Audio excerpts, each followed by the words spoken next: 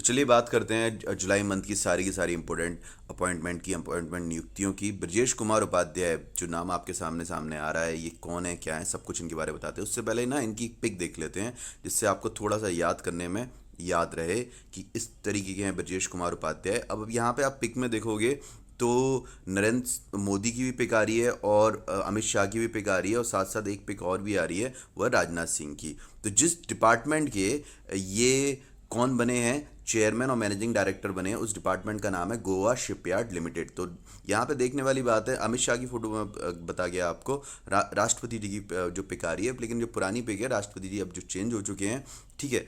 तो यहाँ पे राजनाथ सिंह की पिक बनी हुई है। इसका मतलब ये है कि जो डिपार्टमेंट है किससे रिलेटेड है, मिनिस्ट्री ऑफ डिफेंस से। तो ये किसके चेयरमैन बने हैं, ये चेयरमैन बने हैं गोवा शिपयार्ड लिमिटेड के, जिसकी स्थापना हुई थी 1957 में। और गोवा शिपयार्ड कहाँ पे है, इसका हेडक्वार्टर है गोवा में, ठीक है जी।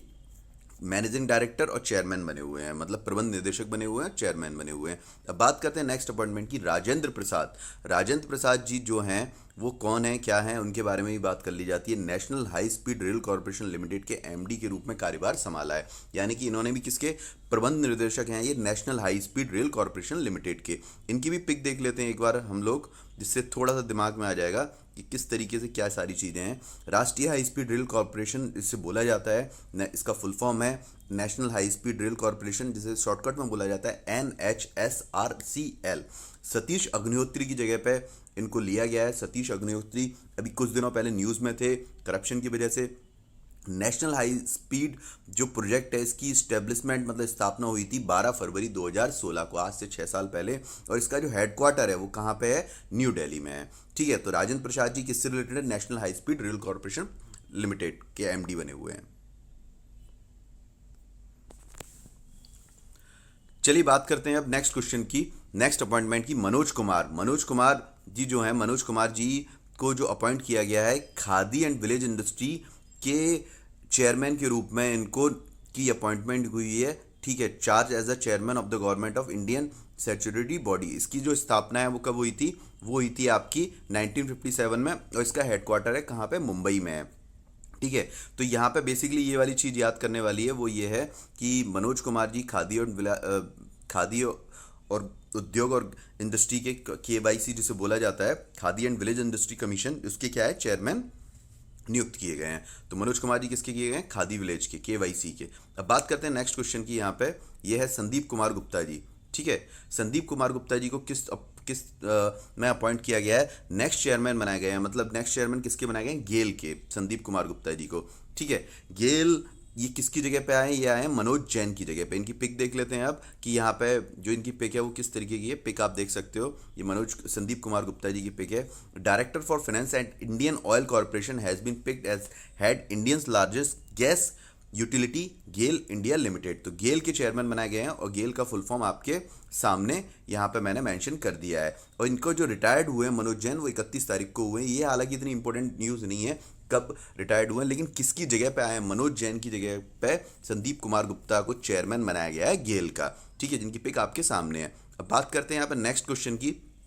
तो मैंने हिंदी में इसलिए लिखा है क्योंकि ये जो नाम है थोड़ा बड़ा नाम है, और फिलीपींस के राष्ट्रपति का नाम है, ठीक है, फर्डिनेंड मार्कोस जूनियर। ये कौन है, ये हैं फिलीपींस के राष्ट्रपति। इनके बारे में यदि बात की जाए तो ये फर्डिनेंड मार्कोस के बेटे हैं, मतलब जो ये नाम है इनके बेटे, इसलिए इनको जूनियर बोला जाता है, फर्डिनेंड मार्कोस जूनियर, ठीक है। मनीला के नेशनल स्टेडियम में इन्होंने कौन से राष्ट्रपति के रूप में शपथ ली है, 17वें राष्ट्रपति के रूप में मतलब इन्होंने शपथ ली है। और इनसे पहले कौन थे, वो थे रोड्रिगो दुत्रे, ठीक है। रोड्रिगो दुत्रे कौन थे, इससे पहले राष्ट्रपति थे फिलीपींस के। अब उनकी जगह पे फर्डिनेंड मार्कोस जूनियर ने जगह ली है, मतलब राष्ट्रपति बने हैं। अब बात करते हैं टी राजा कुमार की।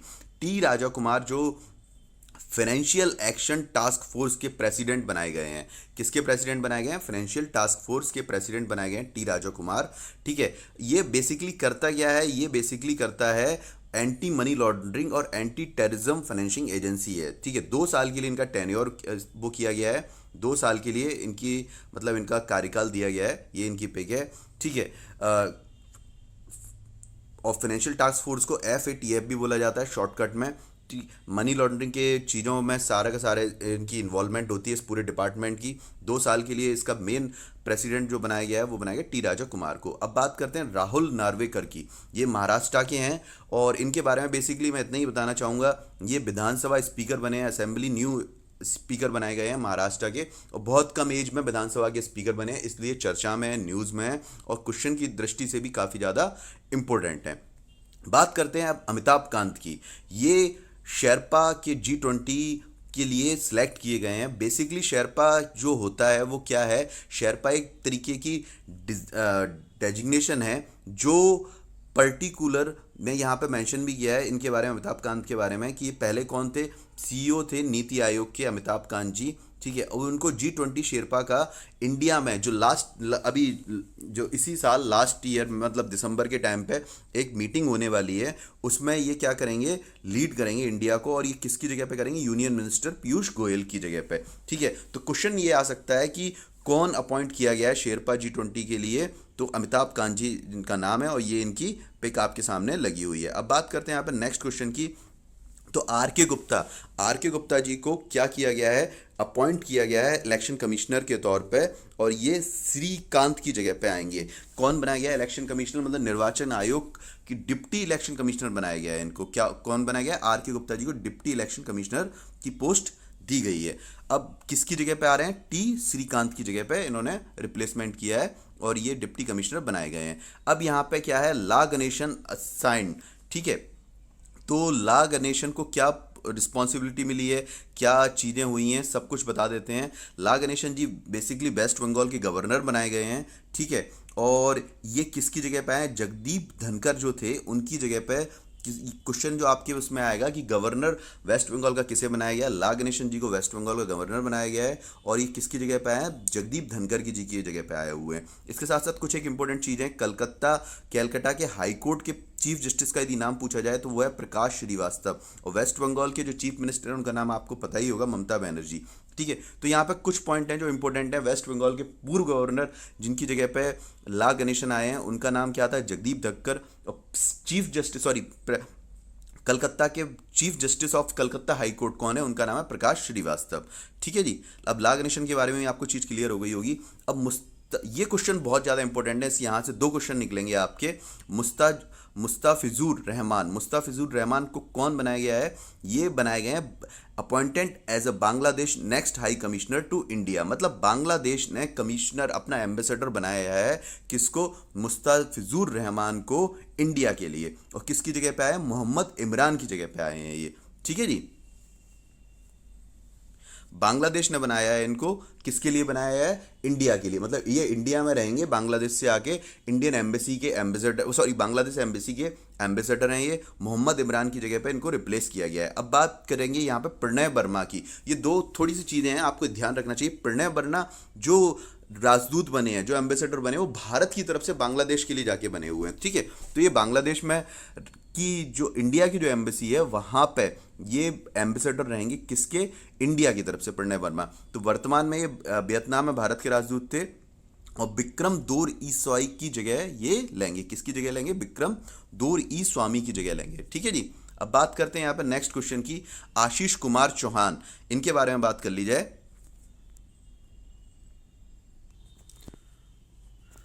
तो आशीष कुमार चौहान जी जो हैं, आशीष कुमार चौहान जिनकी पिक आपके सामने लगी हुई है, इनको बनाया गया है एनएसई मतलब नेशनल स्टॉक एक्सचेंज का मैनेजिंग डायरेक्टर और सीईओ।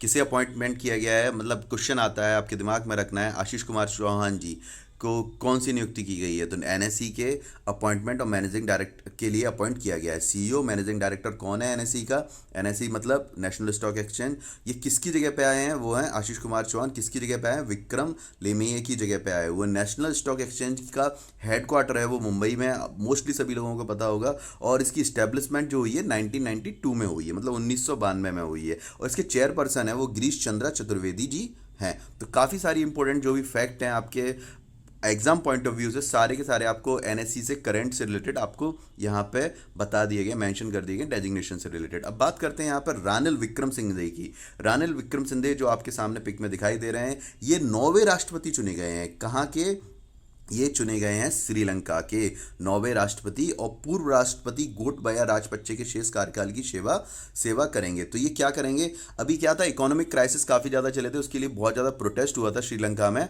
तो उसके बाद रानिल विक्रमसिंघे ये जो हैं पर्टिकुलर एक पार्टी से बिलोंग करते हैं, जो है श्रीलंका पोड्यूजुना प्रेमुआ पार्टी, जिसको बोला जाता है SLPP।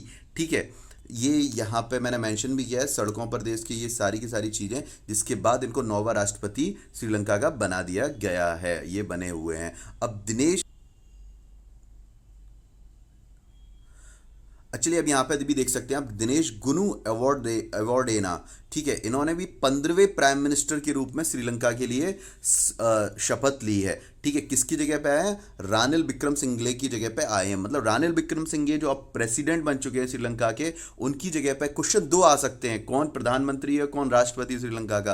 तो दिनेश जी जो हैं वो हैं प्रधानमंत्री, और रानिल विक्रमसिंघे जो प्रेसिडेंट बने हैं कहाँ के, अब जो बने हैं श्रीलंका के प्रेसिडेंट। दोनों क्वेश्चन आपके क्लियर हो गए, कौन प्रेसिडेंट है और कौन प्राइम मिनिस्टर है। बात करते हैं शेख मोहम्मद सबा अल सलेम के बारे में। बहुत बड़ा नाम है, मेंशन कर दिया आपके सामने, पिक भी उनकी लगी हुई है। कुवैत के प्रधानमंत्री के रूप में इनकी नियुक्ति हुई है।